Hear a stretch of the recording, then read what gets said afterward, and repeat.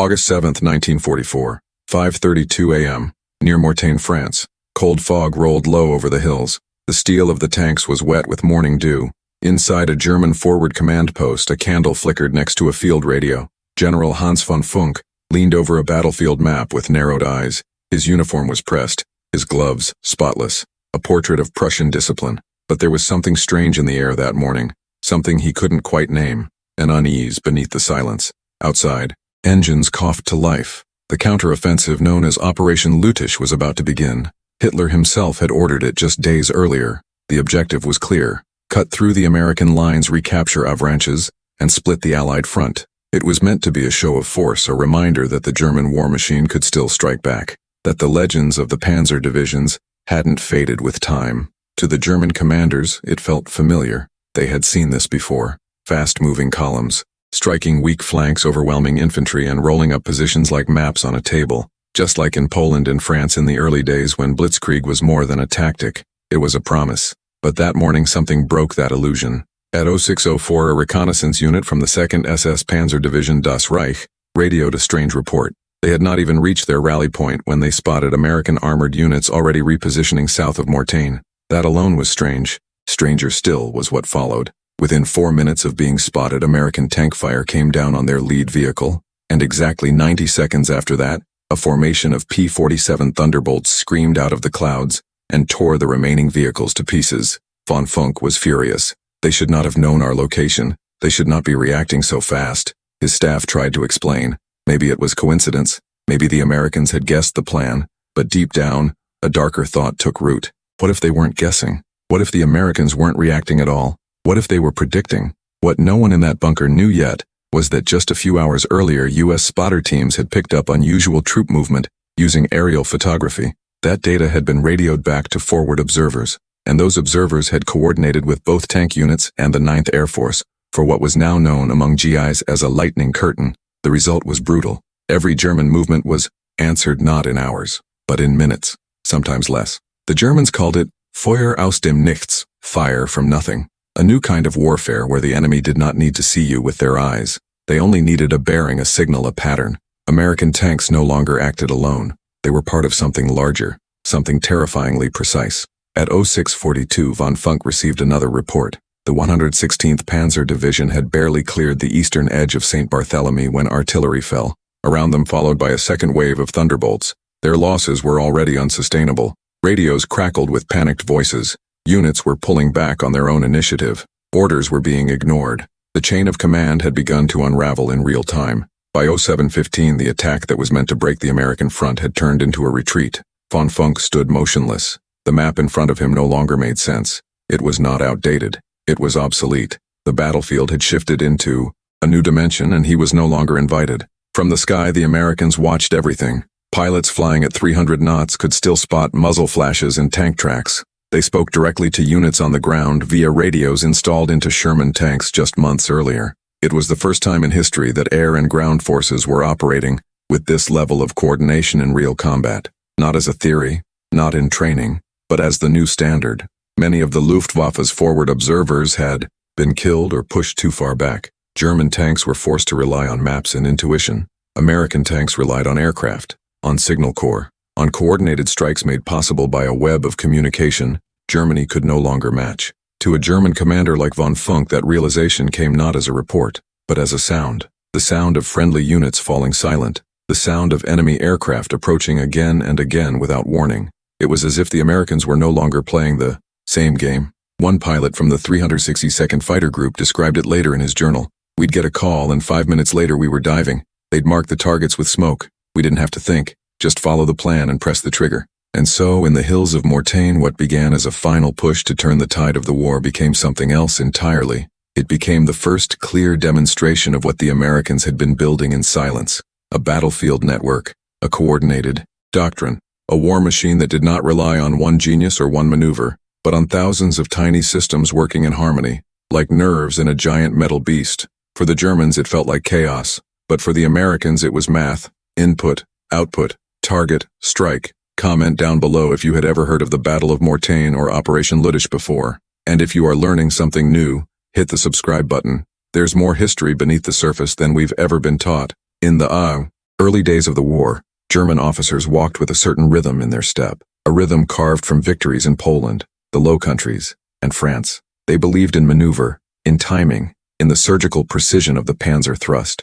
To them, war was a game of angles, momentum, and discipline. They studied Clausewitz, trained relentlessly, and trusted in commanders like Guderian and Rommel to outthink the enemy. The Wehrmacht was fast, decisive, and ruthlessly efficient. They didn't just win, they embarrassed their opponents. By 1944, that confidence still echoed through the ranks. Many German officers believed the Americans were brave, yes, but tactically dull. They called their tanks milk wagons and mocked their infantry tactics as rigid and unimaginative. Even the Sherman tank, the workhorse of the Allied armored forces, was dismissed as inferior. Lighter armor, shorter barrel, thinner steel. A tank for mass production, one German officer scoffed. Not a tank for war. But that assumption hid a fatal misunderstanding. Because what the Americans lacked in battlefield elegance, they compensated with something far more dangerous: process. While German commanders worshipped initiative, the Americans refined logistics. Where Germany trained elite tank crews with years of preparation, the United States trained thousands in weeks and built redundancy into their failures.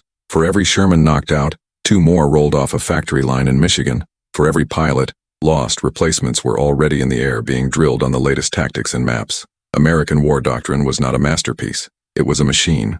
This created a psychological rift. On the battlefield, German tank commanders might outduel a Sherman 1v1, but by the third engagement they were outnumbered 5-1. And worse, they realized the Shermans were not alone. They came with spotters, engineers, medics, artillery, and above all, air cover. The Americans weren't just bringing tanks. They were bringing the entire orchestra. One striking example came from Normandy. A German Tiger tank platoon ambushed a column of Shermans near the village of Villers-Bocage. The first few minutes were textbook. The Tigers destroyed 5 tanks before the Americans even returned fire. But then something strange happened. The American units didn't flee. They didn't panic. They regrouped, radioed in coordinates, and began suppressing fire while P-47s were called from an airfield 12 minutes away. In less than 20 minutes, the Tigers were under aerial assault. The ambushers became the hunted. The German doctrine did not account for that. Their victories had always relied on speed, secrecy, and outflanking the enemy before a response could be mounted. But now, with radio coordination and flexible supply lines, the Americans responded too fast, too effectively. The German edge had dulled. General Fritz Bayerlein once described the American way of war as the attack of the amateurs supported by the brilliance of their system. He wasn't entirely wrong. Many American officers were young. Some units lacked experience, but the brilliance wasn't in the individual. It was in the system behind him.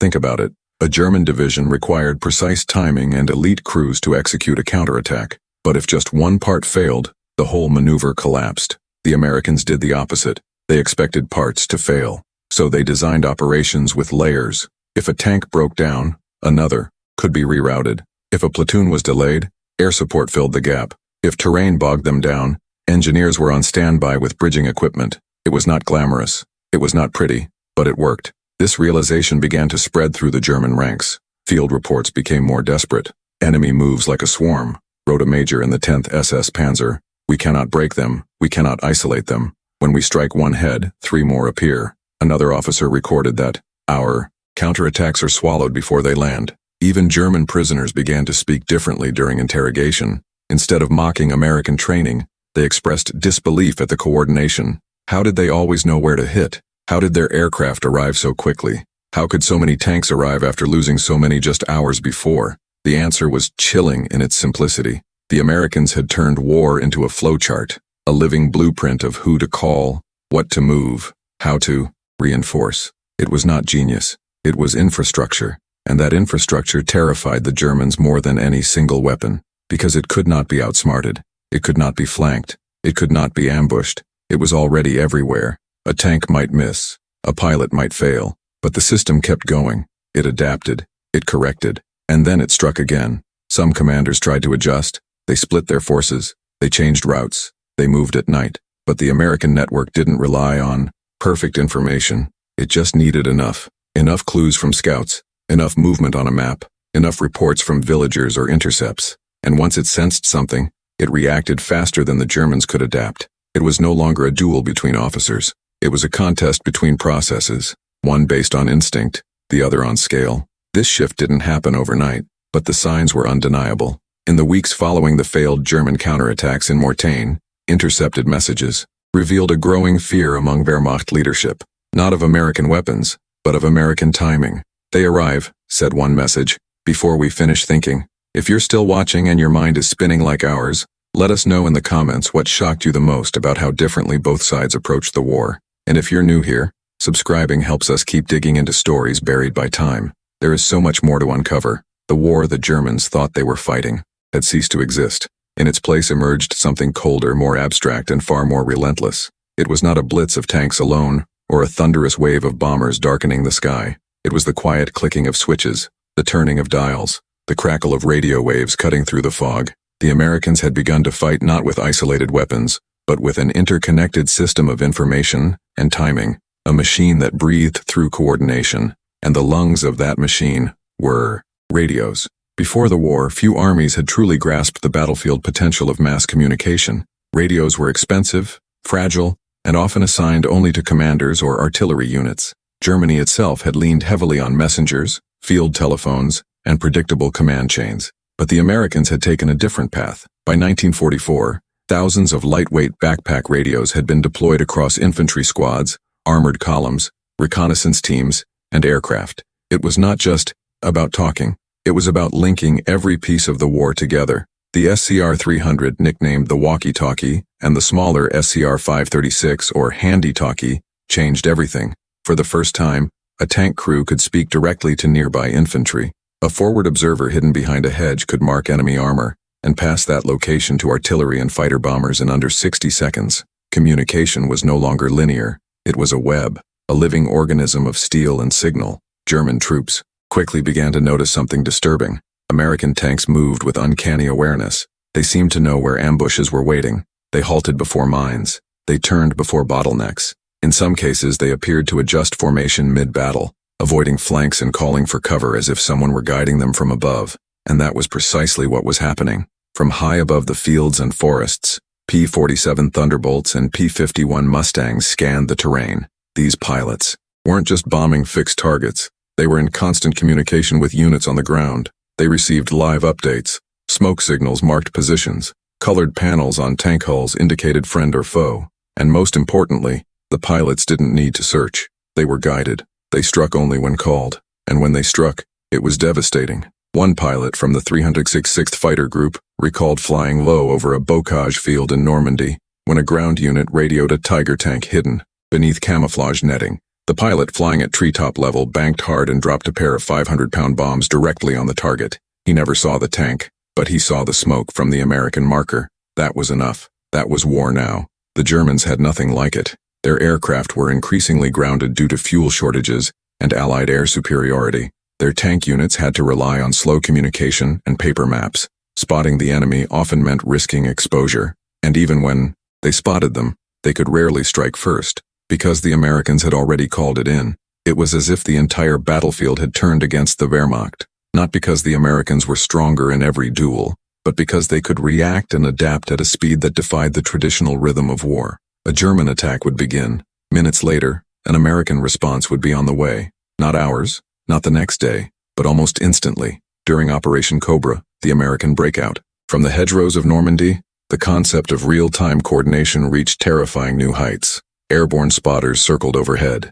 Infantry teams advanced with radio-linked tank platoons. Engineers followed close behind, ready to bridge rivers or clear obstacles. Each element could speak to the others. Each call was answered. When resistance was detected, air support arrived with terrifying punctuality. There is a chilling account from July 30th, 1944. A battalion of the German 2nd Panzer Division attempted to reposition near St. Denis-le-Gast under cover of darkness. They believed the Americans would be slow to detect the movement, but before dawn broke, a forward American recon unit spotted tracks in the mud and passed coordinates up the chain. By 5:12 a.m., Thunderbolts had already launched. By 5:27, the German column was under attack. They hadn't even reached their destination. They never would. What made this system so lethal was not its strength, but its simplicity. There were no complicated chains of approval. A soldier with a radio could make a request. That request was logged, confirmed, and answered. It was decentralized warfare, where initiative was not punished but streamlined. The Germans were watching a doctrine evolve in real time, and they had no answer for it. In desperation, some German units tried to mimic the technique. They scrounged for radios, sometimes even using captured American equipment. But it wasn't enough, because coordination wasn't about radios alone. It was about the structure behind them, the factories producing the parts, the training programs ensuring every squad leader knew the basics of air-to-ground communication, the charts and signals and habits drilled into every crew. The Americans weren't just reacting, they were building a new way of fighting, one transmission at a time. To the German commanders, this shift was almost surreal. They had spent years mastering the art of decisive strikes, of lightning attacks and encirclements. But now, every time they prepared a thrust, they found the enemy already waiting, and when they moved to adapt, they were already under fire, as if they were inside a maze that changed shape every few minutes. This sense of helplessness grew into something more dangerous: doubt. Doubt in their doctrine, doubt in their advantage, and as that doubt spread, so did caution. Units became hesitant, attacks slowed, and in the place of confidence, silence grew. A silence only broken by the sound of an incoming engine and the knowledge that once again the Americans had spoken first. Let us know in the comments if you've ever heard of the SCR-300 or the deadly role radios played in the battlefield. These are the pieces of history that often go unnoticed. And if you haven't yet, consider subscribing. We're committed to telling the stories that changed the war in ways most people never see. It began with a low humming sound that barely pierced the morning fog. Then came the tremble in the earth. A column of German tanks, 30 machines strong, emerged from the tree line near the village of St. Barthélemy, cautiously moving down a dirt road that twisted between hedgerows and open fields. The plan was simple: regroup, advance, break the American front with coordinated armor before the enemy even knew what was coming. At least, that was the idea on paper. It was August 7, 1944, and the German High Command had ordered this maneuver as part of Operation Lüttich, a last-ditch counter-offensive to retake lost ground in Normandy. Many of these men had fought in North Africa and Russia. Their tanks were battle-tested, their uniforms faded by sun and smoke, but nothing in their training had prepared them for what was about to unfold. As the lead Panther tank reached a fork in the road, its turret slowly scanning the tree line, a forward observer riding in a Sherman Firefly roughly 3 miles away marked their position using coordinates fed by scouts on the ground. He whispered calmly into a radio handset. No shouting, no urgency, just numbers and confirmation. The American response began not with tanks, but with sound. 3 P-47 Thunderbolts cut through the sky at 400 knots, engines screaming like mechanical banshees. They descended from altitude in a coordinated dive. Their wings carried bombs, their noses spitting .50 caliber fire like molten rain. One by one, they released their payloads with surgical precision. The first explosion hit the lead tank dead center. A fireball of smoke and steel consumed the machine, flipping the 45-ton beast on its side like a toy. The second bomb cratered the road behind the column, trapping the remaining tanks in a kill zone. The third struck the side of a hedgerow, sending shrapnel and earth into the German infantry advancing in support. Within 15 seconds, everything had changed. The sound of orders vanished.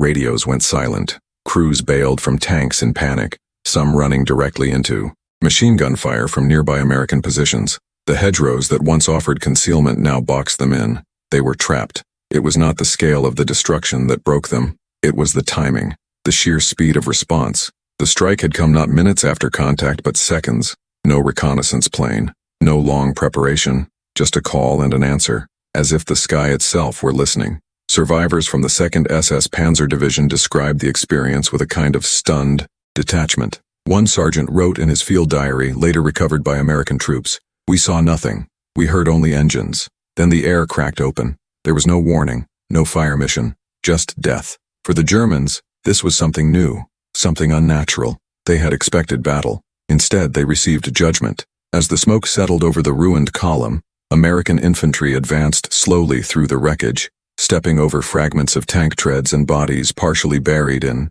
soil still warm from the blast. No cheering, no celebration, just silence and movement. Another call went out, another position marked. A few hundred meters to the east, another German unit was moving to reinforce. They too had been spotted, and they too would be met with the same response. This pattern repeated itself across the Mortain region for hours. German tanks and infantry would emerge. Observers would spot them. Radios would crackle. Thunderbolts would descend, not randomly, not by chance, but with purpose. One particular engagement near the hamlet of Romagny is still studied by military historians. There, a mixed group of German vehicles attempted to flank American artillery positions by moving through a dense patch of woodland. An American reconnaissance jeep hidden beneath foliage caught their movement and radioed it in. The coordinates were relayed to a P-51 Mustang patrol already airborne nearby. The pilot, Lieutenant Richard Dick Andrews, had been in the air for less than 10 minutes. He responded instantly. Banking left, he dropped altitude and began a strafing run that caught the Germans as they exited the woods. 3 vehicles were destroyed before they even reached open terrain. The rest scattered. When interviewed years later, Andrews remembered it not with pride but with disbelief. "I didn't think. I just followed the voice on the radio. He told me where to look. I looked. I saw the smoke markers. And I fired." This was the terror Germany hadn't anticipated. Not a better tank, not a faster plane, but a seamless coordination between eyes on the ground and wings in the sky. The Americans were not relying on heroism. They were relying on process, and that process, cold and repeatable, left no room for recovery. At German command posts, maps were updated with red ink faster than they could be interpreted. Officers argued. Orders clashed. Some commanders attempted to break contact entirely, only to find that retreat offered no more safety than advance. The moment a vehicle moved, it could be seen, and if it could be seen, it could be destroyed. The term used among some German soldiers during these hours was Geisterkrieg, ghost war. They no longer felt they were fighting an enemy they could see or understand. It was as if the Americans had become a presence in the land itself, responding without delay, without emotion, with unrelenting precision. To break the rhythm of this system became the German obsession. They changed frequencies. They moved at night. They deployed decoy tanks. Some even tried covering vehicles with branches or mud, but none of it changed the reality. The Americans didn't need to find every tank. They just needed to find enough to stall, enough to pin, enough to burn. And so the panic spread not from the explosions themselves, but from the realization that no move could be made without risk. The battlefield had become a cage, and the sky was its ceiling. If you're still here, take a moment to share your thoughts in the comments. These forgotten battlefield moments reveal a different kind of warfare, not of brute force, but of surgical precision. And if you haven't already, hit that subscribe button, because history speaks loudest when we're willing to listen. The thunder no longer came from the sky alone. By late summer 1944, the Americans had perfected a new pattern of combat, a rhythm so devastating that German commanders would later say it felt like trying to fight a wave that never broke. It was not about individual brilliance or daring charges. It was about method. It was about momentum, and it had a name among some Allied units: hammer and anvil. The concept was simple. One force would fix the enemy in place, hold them, distract them, pin them with fire. That was the anvil. Then another force would strike hard and fast from a different angle or altitude. That was the hammer. But what made the American version so lethal was that the hammer came from the sky, and it did not wait for orders. It was called, coordinated, and executed within minutes. Sherman tanks would move forward, not necessarily to destroy the enemy, but to bait them into revealing their positions. Once contact was made and fire exchanged, the crews would quickly radio back coordinates. Meanwhile, infantry would spread out to avoid clusters. Pilots already in the air would be given a target number. Then the hammer dropped. This was not theory. It was field practice, standard, procedure, and the Germans had no counter for it. Take, for example, the battle near Rancy in early August. A German Kampfgruppe attempted to hold a vital crossroads during the American breakout from Normandy. The Americans approached cautiously with a mix of armored vehicles and infantry. As expected, the Germans opened fire from concealed positions. The Shermans held their ground, returning fire but not advancing. Then came the call. Less than 10 minutes later, the first wave of P-47 Thunderbolts roared overhead. Their 500-pound bombs ripped through trees and buildings. German anti-tank guns were destroyed before they could reposition. When the smoke cleared, the Shermans advanced again, this time with no resistance. The anvil had held. The hammer had struck. The enemy was gone. This approach was repeated again and again. It required trust. Trust between tank crews and airmen, between spotters and officers. But the Americans had trained for this, drilled for this. Their doctrine did not rely on improvisation. It relied on execution, and the hammer was always ready. In the dense bocage country of Normandy, where visibility was limited and movement slow, the ability to call for air support on demand was like cheating gravity. Instead of charging blindly into ambushes, the Americans waited. They let the enemy fire first, and then they erased the problem from above. Even the sounds became familiar. The initial burst of German machine gun fire, the snap of return, Fire. The short pause while a tank commander adjusted his radio. And then the roar. That terrifying deep thunder that rolled in from altitude. The sound of the hammer coming down. German troops began to report psychological effects from these encounters. Some units would break contact the moment they saw aircraft overhead, not because they had been hit, but because they knew what came next. There was no countermove, no bunker deep enough, no flak gun fast enough. Once the Americans had your location, they owned the next 5 minutes. And it was not just the tanks and planes. Engineers followed close behind, clearing paths, laying bridges, repairing roads. Medics moved with the columns, evacuating the wounded under protection. Everyone had a role, and every role was connected. This was not how the Germans fought. Their doctrine was sharp but brittle. It relied on initiative and high-quality equipment used by elite units. But when those units were fixed in place and hammered from above, they had no room to maneuver, no space to breathe. The Tiger tank, once a symbol of unstoppable force, became a liability. Too slow, too heavy, too valuable. A single loss was devastating. But the Americans didn't care if it was a Tiger or a Panzer IV. To them, it was just another shape to be marked on a map and removed by the hammer. What's more, the Americans were learning. They adjusted tactics weekly, sometimes daily. If a particular approach failed, they changed it. If an airstrike was off target, they analyzed it. There was no pride, only improvement. One after-action report from the 3rd Armored Division revealed this mindset clearly. It read not like a celebration but like a checklist. What worked? What failed? How to do better next time? The war was not a story. It was a process. And that process became unstoppable. The French village of Le Mesnil-Tauve was defended by elements of the 116th Panzer Division, heavily fortified, minefields, machine gun nests, mortars. In the past, it would have taken days and hundreds of casualties to clear such a position. The Americans took it in less than 5 hours. First, the infantry approached from the south, drawing fire and marking resistance. Then tanks joined the line, exchanging fire but not pressing forward. Finally, air support was summoned not as a last resort, but as a planned phase. When the smoke lifted, the remaining defenders surrendered without further fight. This kind of battle demoralized the German troops, in a way no direct defeat ever had. They were not overwhelmed. They were processed, like pieces in a machine that kept moving forward no matter what they did. And the most chilling part was this: the machine was only getting faster. If this made you see armored warfare in a whole new way, leave a comment and share your reaction. These tactics changed everything, yet are often overlooked. And if you're finding value in these stories, make sure you subscribe. We've got more untold truths coming your way. The battlefield was changing faster than German high command could understand. By August 1944, their once iron grip on Western Europe had become a desperate effort to delay the inevitable. And while their tanks were still powerful, and their infantry still battle-hardened, they were being dragged into a kind of warfare they had not prepared for. A war not of maneuvers and breakthroughs, but of systems and attrition. And it was in that shift that the cracks in the German war machine began to widen beyond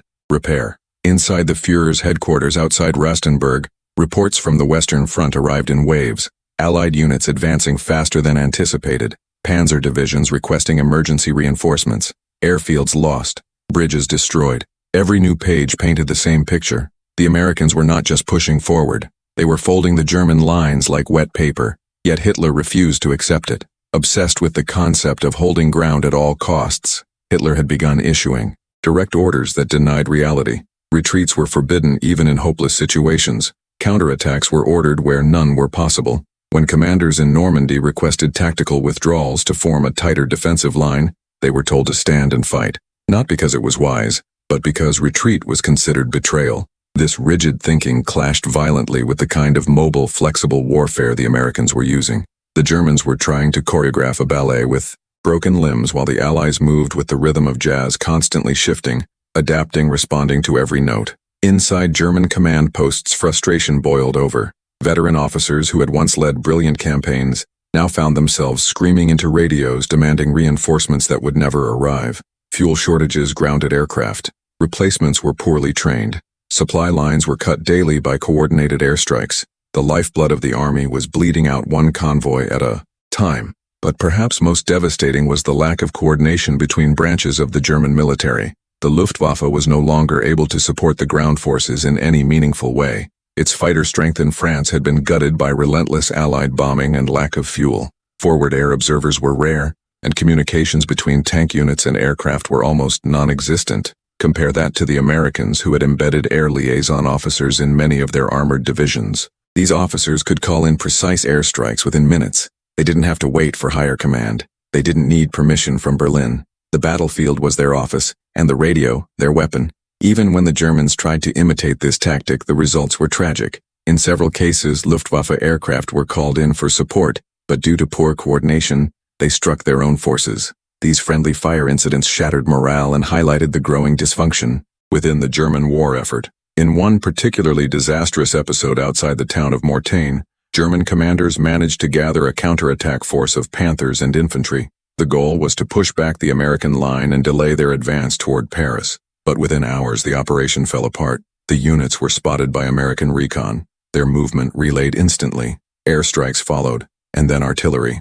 By the time they reached their objective, they were already combat ineffective. The Americans did not stop them. They dismantled them step by step. From Berlin, these events looked like betrayal or incompetence, but from the front, it was something much simpler. They were outmatched, not in bravery, not in experience, but in coordination. Officers began to speak openly of the American system with a mixture of awe and despair. One captured German major put it plainly: "We could not outfight them, because they were not fighting alone. Every man was part of a larger mind." This was the heart of the matter. The Germans were still fighting as units. The Americans were fighting as one. Each platoon, each squad, each vehicle was connected to something larger, a net of information and response that could think faster than any single commander. And the Germans could feel it closing in. They tried everything: camouflage, decoys, night movements. Some units even painted false road signs to confuse enemy scouts. But nothing changed the reality. The Americans didn't need to be right all the time. They just needed to be right enough. And once they found a crack, they exploited it with ruthless precision. Even the prized German equipment began to lose its mystique. The Panther tank, with its superior gun and sloped armor, was feared in 1943. By 1944, it was just another target on an American map. The problem was not the tank itself. It was the lack of fuel, the lack of parts, the lack of a system to support it. A tank is not a weapon. It is a tool. And a tool is only as good as the hand that wields it. The German hand was shaking. At the strategic level, the high command refused to adapt. Hitler believed that willpower could replace logistics, that fanaticism could replace coordination. So orders kept coming: fight, hold, counterattack. And each time those orders were met not with brilliance but with silence, because by then the Germans no longer controlled the tempo. The Americans did, and they set it like a metronome: steady, relentless, unstoppable. In the days following the collapse of Operation Lüttich, the last real German offensive in the West, something became clear to everyone paying attention. The Reich was not just losing territory, it was losing coherence. It was not being outmaneuvered, it was being dismantled. If this chapter of the war makes you reflect on the real cost of rigidity in a world that demands adaptation, share your thoughts below. And if these deep dives into forgotten moments of history speak to you, consider subscribing. Each piece of the story reveals how wars are not only fought by bullets and steel, but by minds and systems. It did not end with a massive explosion or a final heroic stand. There was no dramatic last battle where the tide turned in a single day. What ended the dominance of the German war machine in the West was something quieter, something colder. It was the systematic collapse of an old way of fighting against a new kind of enemy. The kind of enemy that did not rely on individual brilliance or instinct, but on the seamless coordination of men, machines, and information. By the fall of 1944, the German army in the West was no longer a cohesive force. It was fragmented, exhausted, and hunted, and what they feared most was no longer the tank in front of them, or the plane above them. It was the invisible hand that connected them, the feeling that wherever they moved, they were already being watched, that every choice was already calculated, that the Americans were not just responding, they were anticipating. This fear was not born from myth. It was earned. It came from weeks and months of witnessing something they could not replicate. The moment a column of tanks rolled out, they were spotted. Minutes later, the sky would rip open. The sound of engines and .50 caliber fire would descend like thunder. Those who survived would retreat into the forest, only to be met again the next morning. There was no place left untouched, no hour truly safe. It was the industrialization of awareness. What began as logistical advantage had evolved into battlefield dominance, not through sheer numbers alone, but through coordination at scale. The Americans had built a war machine that thought, adapted, and corrected itself in real time. They did not need to guess. They needed only one signal, one report, one radio call, and the response would follow, not in hours, but in seconds. One German officer, taken prisoner near the Falaise Gap, was recorded saying, "We were not fighting soldiers. We were fighting the American system. It sees you, it finds you, and it removes you." This was no longer a war of steel and fire. It was a war of rhythm and reach. American doctrine had become music played on instruments of war, Shermans marking targets, infantry spotting movement, pilots diving on cue, radios humming with data, a battlefield where every piece moved in harmony. And like any great symphony, its true power lay in its timing. Germany, for all its early brilliance, had become too rigid, too centralized, too dependent on what had once worked. The Americans, by contrast, embraced flexibility. Their strength was not just their numbers or their weapons, but their willingness to rethink everything, to turn communication into a weapon, to transform logistics into strategy, to make every soldier not just a fighter, but a node in a living, breathing war network.